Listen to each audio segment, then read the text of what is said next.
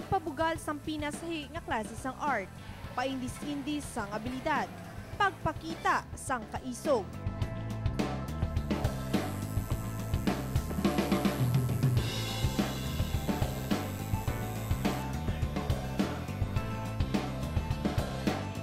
Kadungan sang selebrasyon sang Pasalamat Festival sa syudad sang La Carlota, nagtipon man ang mga abilidaran nga mga tattoo artist, hindi lamang diri sa Negros kundi pati man ang sa mga katupad nga probinsya kaangay sang Iloilo.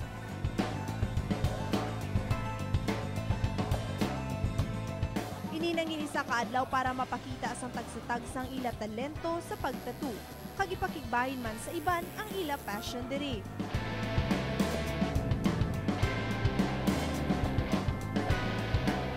Para ipakita sa mga katawan kag para maedukar man sila sang proper kag insakto nga pagtattoo, mga proper nga gamit, mga gakabagay nga mga artist man para sa mga ginaano nila, ginagusto nila nga design. Kag agud dugangan sa excitement ang ini nga kahiwatan, kag mas mapuga ang ikasarang sa mga tattoo artist, ginhiwat ang isa ka kompetisyon. Kada artist bit-bit ang ila sini magaserbi nga model nga pagatatuan, mga model nga magapakita sang kaisog.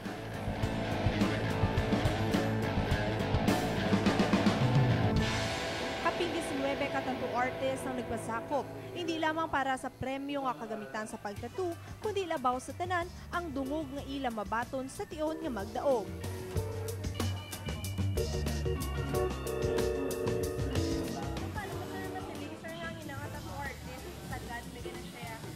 Sa agi ya.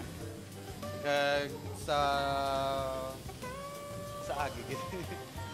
Sa agi. Wala ga paid.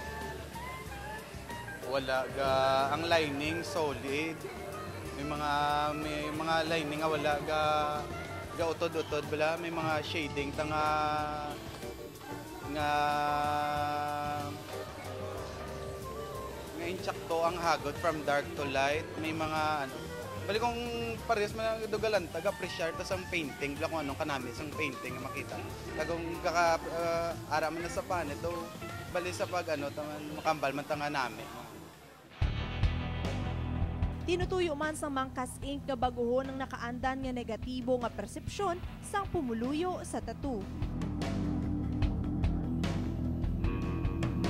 Donanda nabla nila nga sang sinanguna bab ng mga katigulangan nga once nga may tattoo ka aling ka sa preso or may tattoo ka adik ka tunto ka nga tao. Pero wise sila kabalo subo nga ang mga butanan nga tao mo nang may mga tattooan.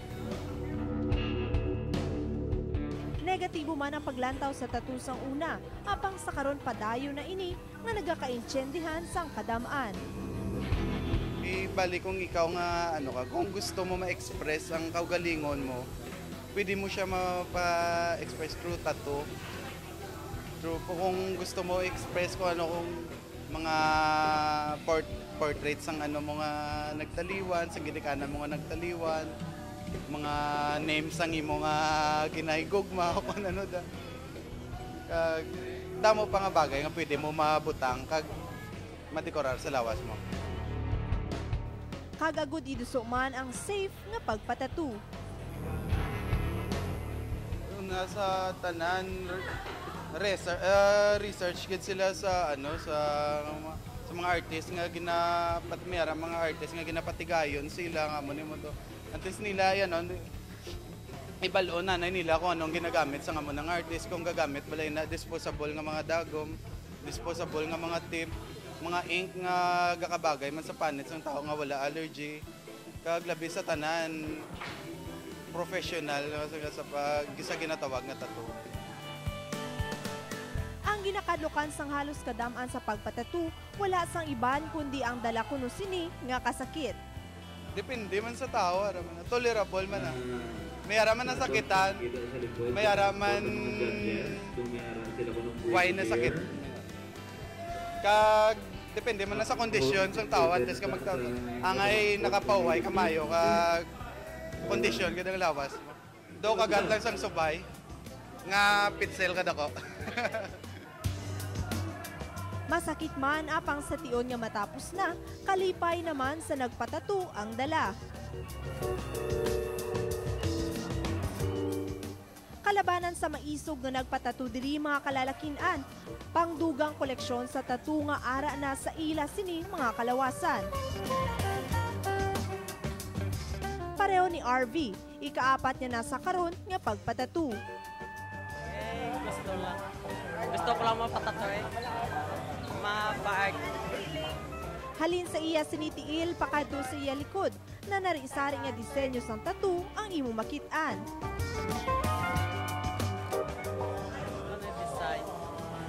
Ma-design sa lawas ko. Sugid pa ni RV, katapusan niya na kuno ini karon nga pagpatatu, bangod kuno sang kasakit nga dala sini. Sakit man ay gamay. Agon talag. Ikalima naman sa karon nga tatu ang kay Joel Mark. Hindi lamang kuno ini basta-basta, kay kada tatu sa iya lawas ang may nagakaigo nga representasyon. Nang gusto ko lang, ito ka after nami manyapon sa feeling. Tuyo pa sini sa karon nga dugangan ng iya nga tatu, kag ang disenyo ang magadepende pa. Sakit man, agaling after do happy ka lang natapos mo man eh. Kunangin maisog ang mga kalalakihan sa pagpatatu, wala man nagpaperde ang mga kababainhan, pareho ni Kai. Bangon nagapanag-iya ini sang isa ka tattoo shop sa syudad sa Iloilo. Gani para sabay sa negosyo, nagpatatuman ini. Siyempre, first and foremost, business na siya namon back in Iloilo. So, may tattoo shop kami dito.